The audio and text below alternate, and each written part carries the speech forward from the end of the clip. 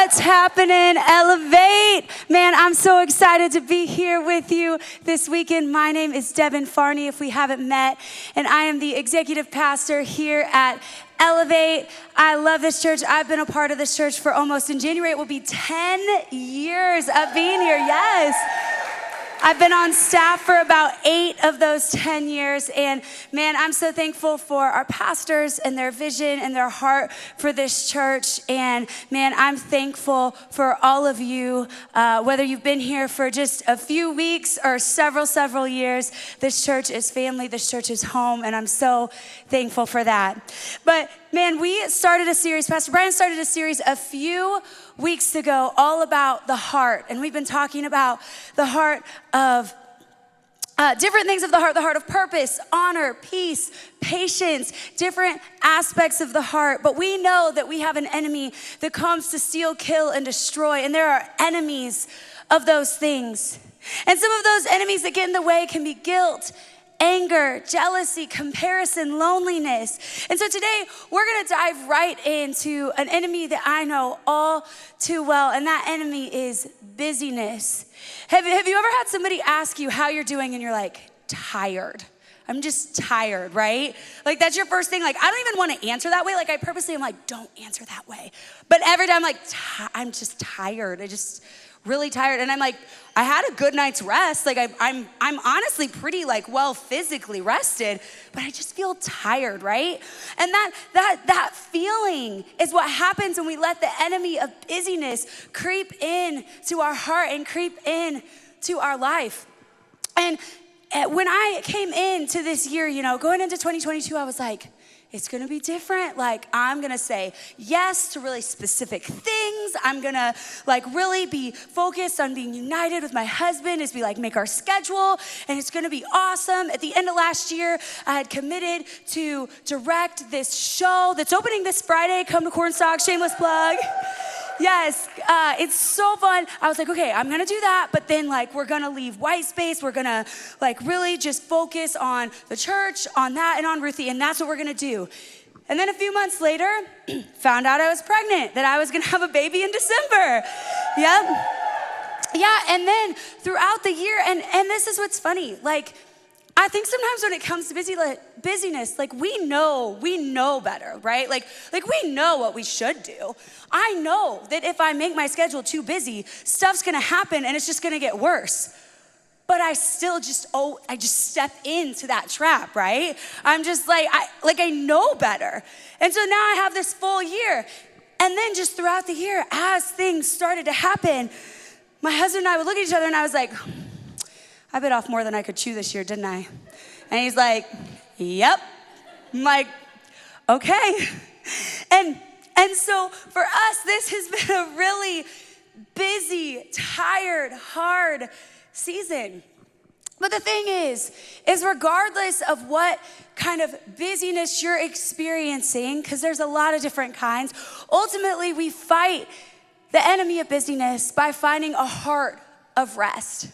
And in God's word, in the New Testament, Jesus lays this out in a story many of us are familiar with. It's one of my favorite stories in the Bible because I relate to it on another level. And it comes from Luke 38-42. And it says, as Jesus and his disciples were on their way, he came to a village where a woman named Martha opened her home to him. She had a sister called Mary who sat at the Lord's feet listening to what he said. But Martha was distracted by all the preparations that had to be made, that she came to him and asked, Lord, don't you care that my sister has left me to do all the work by myself? Tell her to help me. Martha, Martha, the Lord answered, you are worried and upset about many things, but few things are needed, or indeed only one. Mary has chosen what is better, and it will not be taken away from her. And I like this story for a lot of reasons. And I think for a lot of my life, I took on the label of Martha, of I'm Martha. That's who I am. I am Martha. But the reality is that regardless of if you're someone that really likes to be busy, maybe you're someone that just likes to like sit at home and kick it and play video games and watch Grey's Anatomy all day. But the reality is busyness can look like a lot of things. It doesn't just mean that you have physical tasks to do. And I think that as I've gotten older, I've realized that really we are both. We have seasons of our life where we're a Martha and we're busy and we're distracted. And we have seasons of our lives where we are a Mary and we're striving to sit at the Lord's feet. And it doesn't matter if you're a man or a woman or if you're a busy person or you are more of an introverted person, or it doesn't matter. We all have seasons of our lives where we fall into the trap of being a Martha. And the thing is that busyness isn't just tasks, it's distractions. If you look at verse 40, it says, but Martha was distracted by all the preparations that had to be made. And then it goes on to say, Martha, Martha, you are worried and upset about many things. Busyness can look like worry. Busyness can look like taking on different things to worry about, things that aren't even yours to worry about, right? How many people have done that where you're carrying worry and stress and all of these things for somebody else? And half the time, the stuff you're worried about, they aren't even that worried about. They're good, but we're sitting here, right? We're sitting here being like, oh, I'm so upset, I'm so worried, I'm so stressed out about this, right? And the person that we're carrying it for is like, I'm good. We good, we cool. And so often we can fall into that trap. And that's when busyness can get us, because it's not just, oh, I have all of these things in my schedule. Is your mind busy? Is your mind full of things that are distracting you? Because there's a lot of good things that you can fill your time with. Martha was doing good things. She was preparing the house. She was welcoming guests. She was doing good things. She wasn't doing bad things. But oftentimes, good things can lead us away from God things and from great things that God has for us. It goes on in verse 42 to say, but few things are needed, or indeed only one. Mary has chosen what is better, and it will not be taken away from her. What do you need to choose that is better? And ultimately, he said just one thing, because she's chosen to sit at the feet of Jesus. She's chosen to be focused on what God has for her. She's chosen to let everything else fall away, all the other things that need to be done. The dishes can just sit on the counter, which drives me insane. I just gotta tell you, like, if there are dishes out, like, I'm like, I don't think I can sit until they're in the dishwasher. Like, I don't think I can do that. But Mary did. I don't know how. Like, it's incredible, to be honest. But she was able to sit at the feet of Jesus and just listen to what he had to say. And ultimately, that's what God's asking us to do, because rest isn't just a thing, it's a posture of the heart. It's when we truly lean in to what God has for us. And that's what Mary chose, and that's what this story ultimately is showing us to do, is to lean in to what God has for us, to be still and to know that he's God, to not let the worries and the distractions and the busyness and everything else around us that's fighting for our time and attention to get in the way. And so to practically look at that, we have to ask ourselves a few questions. What are we saying yes to? What are we saying yes to, and who are we saying yes to? What things in our lives are taking us away from our best yes, which is our yes to Jesus, to that time with him? Because here's the reality that I've learned. Every yes that you say to somebody is a no to somebody else. So if you're saying yes to staying after work, working some extra hours, oh, it's not a big deal, I can do that. You say yes to that extra bridal shower that you know you didn't have time to go to and you shouldn't have committed to host it, but you felt like you had to, right? Anyone else been there? Amen, I have a few too many times, right? And you say yes to these different things, and they're good things. They're not bad things necessarily. Maybe sometimes you're saying yes to bad things, but you're actually saying no to time with your family, to time to be with your kids, with your close friends. When you say yes to those extracurriculars, oh yeah, we can do soccer this year. Yeah, we can do dance, we can do tumbling. You're saying no to spending that extra time with your kids. You're saying no to that time in the house because you have so many competitions and games and things like that you can't even make time for church on Sunday. And we say yes to so many things that we forget that we're saying no every time that we say yes. And not that that's always a bad thing, but it's so important that we know what we're saying no to, because the thing is over time, those no's collect. And if you have said no to your family over and over and over again, you wake up one day and you're like, why isn't this working? Because you've said no for so long. If you've said no to being in God's house, to serving, to taking those opportunities to grow your faith, to that extra time in the morning with Jesus, but you'd rather just sleep in than wake up and have your coffee and read your Bible, one day you'll look and say, hey, why is my faith not as strong as it used to be? Why am I not chasing after Jesus in the same way that I used to? Because you've said no to God for so long and said yes to other things for so long, you don't even recognize it anymore. And so we have to look at what we're saying yes to, because every yes and every no is so important, because over time, it'll matter. Because busyness doesn't just cost us time. It costs us a lot more than that. It costs us emotional energy. It can cost us our relationships. It can cost us more than we're willing to give. So how do we have a heart of rest? Well, one thing that I've learned is that rest can be a few different things, right? There's like the actual rest of like, do you get enough sleep, right? Some people just don't sleep, which I don't understand, because I am like an 8-hour a night sleeper. Anybody else that's like I have to get 8 hours. If I can't get 8 hours, like you probably don't want to be around me, because I'm not going to be a happy camper. No. But there are some people that are like, oh, I just need like 3 or 4 hours. I'm like, no, you've starved your body to think that that's what it needs, but I can assure you that you do need 8 hours of sleep. And so there's physical rest, right? And that's important. It's important that we're taking care of our bodies, we're taking care of our health, that we're resting, that we're doing those things. That's an important part. But the rest that we're gonna talk about specifically today is rest that we need, whether you're in a busy season, those habits, those healthy things. I was talking to my husband about this when we were chatting, and he was like, for me, I feel the most rested when I'm taking healthy steps.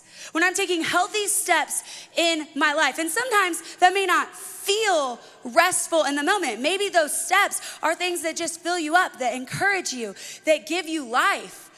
But those are things that make you feel rest. And so that's really where we're gonna focus today. So the first thing we have to do is define rest. We have to define what rest looks like for us. We know that rest, it's a posture of the heart. It's more than just a physical thing. But what does rest look like to you? What are things that truly make you feel peaceful? For me, sometimes that's serving other people. That fills me up. That makes me feel rested. It gives me peace. It doesn't make me feel anxious or worried. It makes me feel rested. Now, you want to make sure that those things, you aren't doing them so much to where you physically need that rest, right? It's a balance. But looking at what are the things that give you life, that make you feel that true, good rest. What gives you energy? Because here's the thing, restful activities honor the Lord. They honor God. So if it's something that gives you that peace, it's gonna be something that honors God. So if you're like, well, I don't think this activity honors God, then you're not truly feeling rested. Maybe you feel temporary rest when you do it, but it's not real, true, God-honoring rest. Some of those things for me is serving others, inviting people to church, being in God's word, taking walks, doing things that help me feel refreshed and that fill me up. The second thing we have to do is we have to develop rest. Because rest is like a muscle. It's something that we have to develop. You have to make it a pattern of your life. Something that my husband says is, well, just rest for the sake of resting. Don't rest when your body just like gives out on you. rest before you actually need rest. As I said earlier, this was a season where I kind of overcommitted a little bit too much. And at the beginning of this month, I started to get a cold. And because I kind of just ignored it for a little bit, it lasted like way longer than it needed to. Anyone else like ever been there where you're like, oh, it's fine. It's just like this, I'll be fine. I can muscle through it. I can power through it. And no. And then God put me in timeout for a few weeks and was like, nope, you got to sit out. And I was like, what the heck? I could have done it. I would have been fine. But yes, sometimes if you do not develop those patterns of rest, those things in your life that help give you that rest, God will take you out. He'll put you in timeout for a little bit until you learn, right? And he'll keep giving you the same lesson until you're like, okay, I got it. Yep, done. And so you've got to see, hey, do I have those things in my daily life? Am I praying regularly? Am I looking at God's word? Am I going on walks? Am I taking time where I'm just by myself for a little bit? Do I put my phone away? Do I have time where I choose not to be on social media? Do I have these patterns in my life that give me those little moments of peace, those moments of rest? Because rest doesn't have to be this long, like 3-hour thing. They can be small things. Sometimes I find that those small little patterns make me feel more rested than if I were to just hang out. I mean, how many people have you've sat on the couch all day and binged your favorite show and you don't feel rested at all, right? I can sit on the couch and watch Grey's Anatomy all day long and I'm like, man, I'm still so tired, right? So just because it seems like it might be rest doesn't mean that it's truly resting your heart and your mind and your body and your spirit. It doesn't always mean that. And the last thing we have to do is we have to determine rest. We have to determine a time and a place to rest. And I would ask you, do you have a Sabbath? In Hebrews, it talks about how it says, there remains then a Sabbath rest for the people of God. For anyone who enters God's rest also rests from their works, just as God did from his. Let us therefore make every effort to enter that rest so that no one will perish by following their example of disobedience. When we choose not to have a Sabbath, a day of rest, we're actually disobeying God. God gave us this example when he created the earth. When he created everything, he took a day of rest, and that gave us an example, a model that we need to have that same day of rest. And maybe for you that day is Sunday. For me, it's Friday.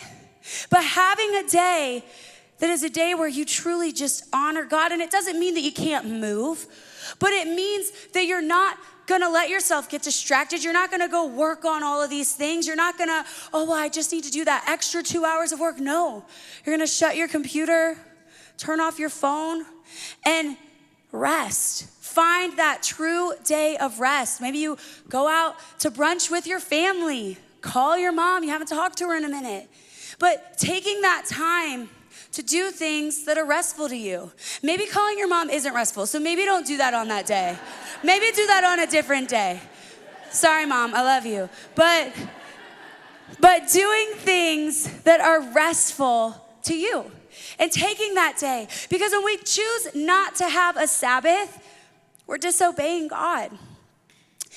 And it's also important as we're looking at, hey, what is my rest look like? When am I gonna be resting? I think it's also important to look at your personal rest. Okay, what are the times and places that I'm taking personal rest for me? When am I just taking a day off of work to just go spend time by myself, to go and just be rested, and to just take a break for a minute?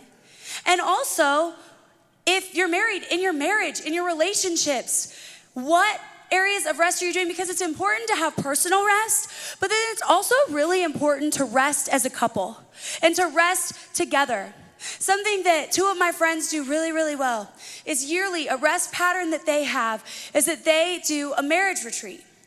every year, they pick a weekend where they're gonna go rest. And they go somewhere, just the two of them, and they have like a few different days. They have one day where they kind of just really talk about their goals, and they set some different things that they want to do in the next year. They talk about areas their marriage could be better, and they really work through that, and then they just spend time together. And that is rest for them. That helps them focus on their next steps. Another great marriage rest pattern is date nights. And I think sometimes it's like, oh, well, we don't have money right now to do that. But a date night doesn't have to mean that you go and eat food. That's not what it has to be. All it means is, hey, we're gonna take time where the kids are not here, where it's just us, and we're just gonna spend time together. We're not on our phones. We're not watching TV. We're not distracted. I remember early in marriage, that was a mistake I had made. For me, time together felt like, I can be sitting on the couch watching TV and you can be like on your phone and we're spending time together. And then over time, my husband was like, man, we never spend time together. And I was like, what are you talking about? We're together a lot. And he was like, no. Like intentional time together. And so it's really important to get on the same page of what that looks like and to make time weekly for that time together. And it doesn't have to be this big, intense thing, but it's just time where you're focused on nothing else but each other. And that honors God. And that's restful to just spend time with one another. For me this year has been a struggle because I've had to look at rest differently. I've had to look at it like, okay, I've overcommitted in this season. I know that I don't have a lot of time for physical rest. So I've had to look at how do I find rest in the middle of busyness, in the middle of chaos, in the middle of this. And one thing that has been so prominent for me is just remembering that rest starts at the feet of Jesus. Ultimately, rest starts when we're surrendering to God. And for me and my husband, Brian, it's been so important that we've been united in this, that we've been in it together. And I think for so long, I would make plans and put things in, and I wouldn't bring him into that with me. And that was a big mistake because I was kind of shutting him out. And I was shutting him out because I was fearful that he would be upset that I made too many plans, which just reveals the problem in and of itself, right? The problem was me in that. And so now I'm like, okay, I know I've bit off more than I can chew. And I know that I've made a lot of plans, but I would like to talk about the plans. And while at times it's still hard and it's painful, and we feel like we're on a roller coaster without the safety belt on sometimes, but we've been able to fully be united in that and to fully be on the same page. And while at times it feels like we're in this unhealthy, chaotic place, we're doing the best we can to move forward and take healthy steps as we navigate this season of tiredness and busyness. And through that, we've been able to find true rest. And I think ultimately we can find rest in God's promises. And in Hebrews 4:1-3, it says, God's promise of entering his rest still stands. So we ought to tremble with fear that some of you may fail to experience it. For this good news that God has prepared this rest has been announced to us, just as it was to them. But it did them no good because they didn't share the faith of those who listened to God. For only we who believe can enter his rest. And ultimately, we find rest when we surrender to God. We surrender our plans. We surrender our agenda. We surrender the outcome. I think sometimes that's the hardest thing to surrender, right? The hardest thing to surrender is what's gonna happen. But when we really wanna pursue rest, when we wanna enter God's rest, it's surrendering what's gonna happen. It's surrendering that we know it all. It's surrendering all the things that I had planned on my calendar. It's saying, nope, I'm just gonna erase that because God's just gonna tell me what to do anyway. And it's saying, hey, God, your plan is better than mine, and I give that to you. And while it's scary, especially if you are more of a control person, someone that has all the plans, that has all the answers, but we find true rest when we submit that and surrender it to God. And ultimately, we find true rest when we put our faith and our trust in Jesus. And maybe for you today, you've never done that. Or maybe it's been a long time since you've surrendered to Jesus, since you've given that. But I want to give you that opportunity today in this moment to surrender your life to Jesus. And it's not the prayer that saves you, it's the faith and the intent behind it. Let's pray. And if you're ready to make that declaration today, you're ready to follow Jesus, I want you to pray this in the quiet of your heart. God, I'm ready to start living my life for you. I'm ready to surrender my plans, my agenda, and be truly submitted to you. I give you my plans. I admit that I've sinned, I've messed up, I haven't done things your way. I believe that you sent your son Jesus to die for me. And I confess with my mouth that you are my Lord and Savior. And if you prayed that, will you just raise your hand up? Thank you. Thank you. God, you see these open hearts ready to receive you, God. We honor you, and it's in your name that we pray. Amen.